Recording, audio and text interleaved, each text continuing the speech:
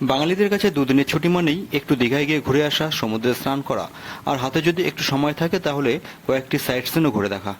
এরকমই একদিন ভোরবেলা হাতে 3 থেকে 4 ঘন্টা সময় নিয়ে আমরা বেরিয়ে পড়েছিলাম দীঘায় কয়েকটি বিখ্যাত জায়গা ঘুরে দেখব বলে, যার মধ্যে ছিল চন্দনেশ্বর মন্দির, তালসারি, উদয়পুর বিচ।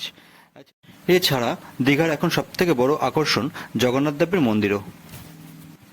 আমরা নিউ দীঘা থেকে একটি অটো গাড়ি ভাড়া করেছিলাম, যার ভাড়া পড়েছিল 900 টাকা, কিন্তু পার্কিং চার্জ ছিল আলাদা।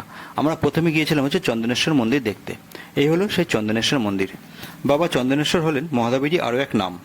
এটি নিউ দীঘা থেকে মাত্র 6 কিলোমিটার দূরে উড়িষ্যার বালাসরে অবস্থিত। এই মন্দিরে যে শিবলিঙ্গটি রয়েছে, বলা হয় সেই শিবলিঙ্গটি নাকি পাতাল ফুঁড়ে উঠে এসেছিল, যার জন্য এর আর এক নাম স্বয়ং, মানে যে শিবলিঙ্গ নিজে থেকে সৃষ্টি হয়েছে। প্রতি বাংলা বছরের শেষ 5 দিন চৈত্র সংক্রান্তি উপলক্ষে এখানে 2 রাত্রি ব্যাপী প্রচুর ভক্তের সমাগম হয়। প্রতি বছর চৈত্র মাসের মাঝামাঝি থেকে এখানে বিশাল বড় মেলা বসে। সেই মেলা চলে টানা 14 থেকে 15 দিন ধরে। আর এই মন্দির কিন্তু প্রতিদিনই ভোর 5টা থেকে বিকেল 6টা পর্যন্ত খোলা থাকে। এখন আমরা যাব এই মন্দিরের একদম গর্ভগৃহে। এই হচ্ছে সেই মন্দিরের গর্ভগৃহ।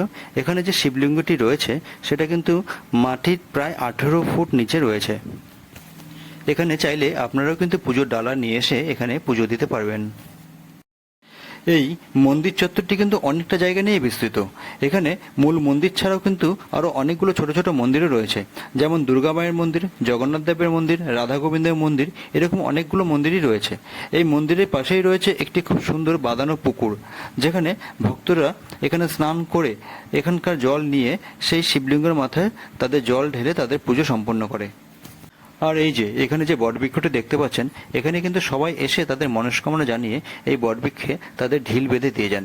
আর যখন তাদের মনস্কামনা পূর্ণ হয়ে যায়, আবার এই বটবৃক্ষ থেকে ঢিলটি খুলে তারা এখানে এসে পুজো দিয়ে যান। আমাদের কিন্তু চন্দনেশ্বর মন্দির দর্শন হয়ে গেল। এবার আমরা যাব তালসারি লাল কাঁকড়া দেখতে। চলুন তাহলে যাওয়া যাক।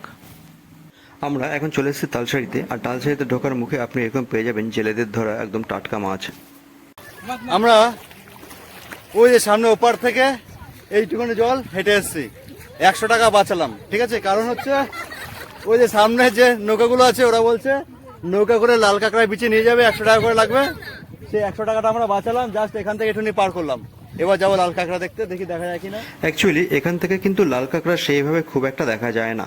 আপনি যদি লাল কাঁকড়া দেখতে চান তাহলে আপনাকে যেতে হবে সুবর্ণরেখা নদী, যেখানে সাগরের সাথে মিলিত হয়েছে সেই মোহনার কাছাকাছি। আর সেখানটা এখান থেকে কিন্তু অনেকটাই দূর। সেখানে যেতে গেলে আইদার আপনাকে নৌকা করে যেতে হবে, অথবা আপনার পায়ে হেঁটে অথবা বাইকে করে যেতে হবে। আপনি বাইকে করে যদি যেতে চান তাহলে আপনাকে ভাটার সময় আসতে হবে, যখন এখানে জল পুরো শুকিয়ে যাবে। আর যখন জোয়ার থাকবে তখন আপনাকে যেতে হবে নৌকা করে। আপনি নৌকা কিংবা বাইকে যেখানে যান না কেন, আপনার পার হেড 100 টাকা করে খরচা পড়বে। এই বয়স্ক বৃদ্ধ লোকটি আমাদেরকে জানিয়ে দিলেন আমরা যাতে তাড়াতাড়ি করে পাড়ের দিকে চলে যাই, কারণ আরেকটু পর এখানে জোয়ার চলে আসবে, তখন এই পুরো জায়গা জলে ভরে যাবে। তখন আমরা চাইলেও আর এইভাবে যেতে পারবো না, তখন আমাদের বাধ্য হয়ে নৌকা নিতে হবে। ওই দেখুন দূরে ওই লোকটিকে দেখুন, উনি যখন গিয়েছিলেন তখন কিন্তু এখানে ভাটা ছিল, তখন সাইকেল চালিয়ে গিয়েছিলেন।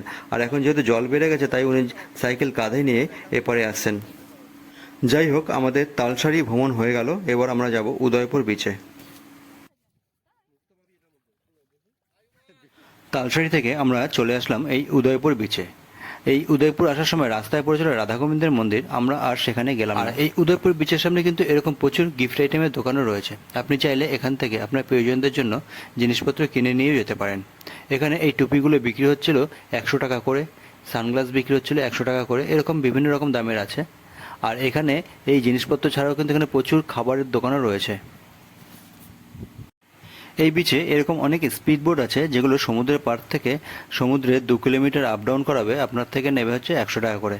আর আমি বলবো এই বিচে কিন্তু ফ্যামিলি নিয়ে স্নান না করাই ভালো, কারণ এই বিচের সামনে এরকম ছোট ছোট অনেক দোকান রয়েছে, যেখানে ওপেনলি এরকম মদ বিক্রি করা হচ্ছে এবং ওপেনলি খাওয়াও হচ্ছে।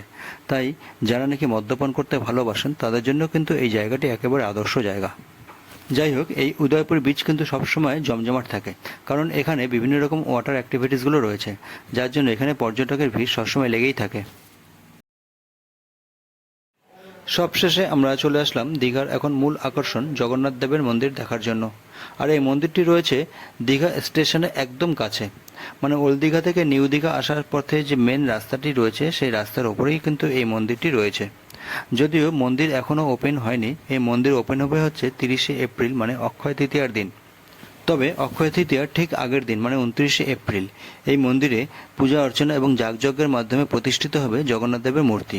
তাই এই 29 তারিখ এবং এই 30 তারিখ এই দুদিন কিন্তু দীঘার মেন গেট থেকে মন্দির পর্যন্ত পুরো রাস্তা বন্ধ থাকবে, যার জন্য এখানে কোনো গাড়ি চলাচল করবে না। তাই আপনারা যারা এই 2 দিন দীঘায় মন্দির দর্শনের জন্য আসবেন তাদের কিন্তু দীঘার মেন গেট থেকে এই মন্দির পর্যন্ত পায়ে হেঁটেই যেতে হবে। এই ছিল দীঘার আজকে 4টি দর্শনীয় স্থান। আবার আসবো অন্য একটি ভিডিও নিয়ে, ততদিন ভালো থাকবেন, সুস্থ থাকবেন। Thank you.